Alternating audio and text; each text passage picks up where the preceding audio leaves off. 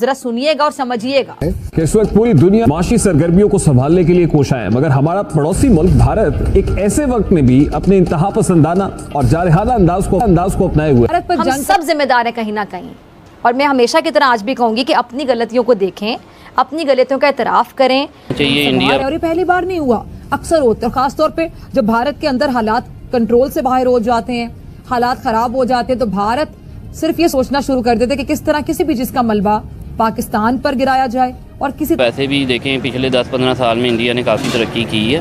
अगर वो बड़े एस्ट्यूट लोग हैं, मिसाल के तौर पर 160 बिलियन की तो वो सिर्फ आईटी एक्सपोर्ट करते हैं। ये अगर हमारे इंडिया के साथ अच्छे ताल्लुकात हो जाए, रिलेशन होते, आना जाना होता, एक दोस्ती का रिलेशन होता हमारा, फिर हमारी अपनी गलतियों की वजह से चीज़ें कहाँ तक पहुँच गई। इंडिया इकोनॉमिकली और जो उसका क्लाउड है, जो ओवरऑल जियो स्ट्रेटेजिक जो हालात हैं, पाकिस्तान मतलब बहुत खूबसूरत मुल्क होता, पाकिस्तानी अवाम बहुत खूबसूरत नेशन होते अगर हमारी इंडिया के साथ मुस्तकिल ये जो लड़ाई मार कटाई और दुश्मनी और नफरत है ये ना होती। एब्सोल्युटली। और इसमें मैं इसको कनेक्ट करूंगा इंडिया के साथ। अगर पाकिस्तान रीजनल हब बनना चाहता है तो उसकी मजबूरी है, उसको इंडिया के सामने घुटने टेकने होंगे। आई एम सॉरी, पाकिस्तान में जो मजहबी एक्सट्रीमिज्म है पाकिस्तान में, वो भी इंडिया दुश्मनी की पैदावार है। ईरान के हमले के बाद पूरी दुनिया में एक बहस है कि नेक्स्ट कौन होगा।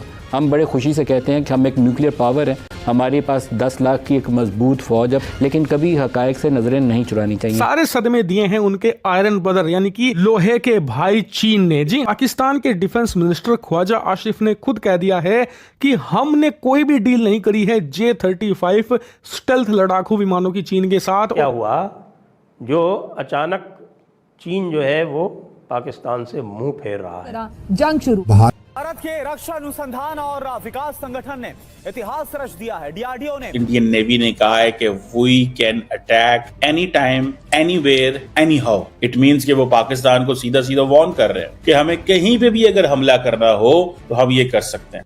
भारत की ये इश्तियाल अंगेज सरगर्मियां चीख चीख कर ऐलान कर रही हैं कि वो पाकिस्तान पे एक शायद नए हमले की तैयारी कर रहा है। दुनिया में सबसे बड़ा जो मुल्क एक्सपोर्ट करता है वैक्सीन, वो करते हैं। वो रिफ्लेक्ट कर रहा है कि वो अंदरूनी तौर पर जब मजबूत हो रहे हैं, उनकी मैशत मजबूत हो रही है, एज अ रिजल्ट उनकी दुनिया की जो ताकतें हैं उनके साथ ताल्लुकात बेहतर हो रहे हैं। इंडिया के साथ हमारी तरक्की, हमारी खुशहाली, हमारा अमन इंडिया के साथ कंडीशनड है।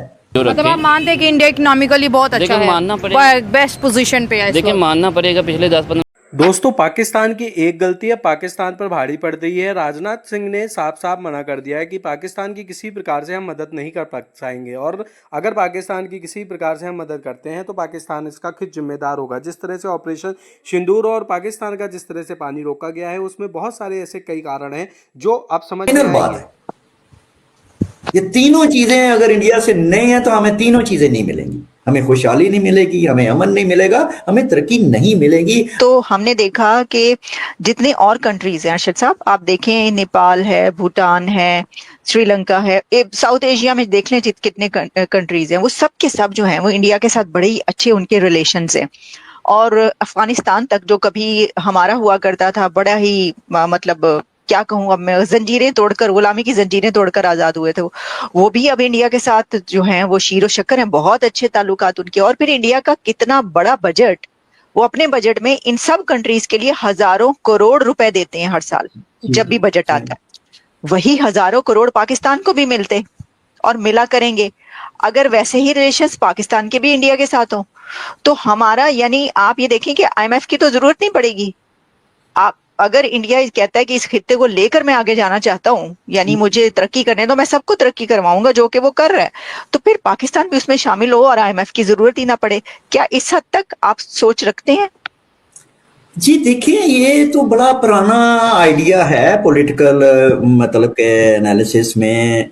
आप दुनिया को देख लें कि दुनिया में रीजन्स ने डेवलपमेंट की है। ये बल्कि मुशर्रफ दौर में भी बड़ा मशहूर हुआ था कि दुनिया जो है वो अपने अपने रीजन, जो नेबरिंग कंट्रीज होती हैं, एज ए रीजन वो डेवलप करता है।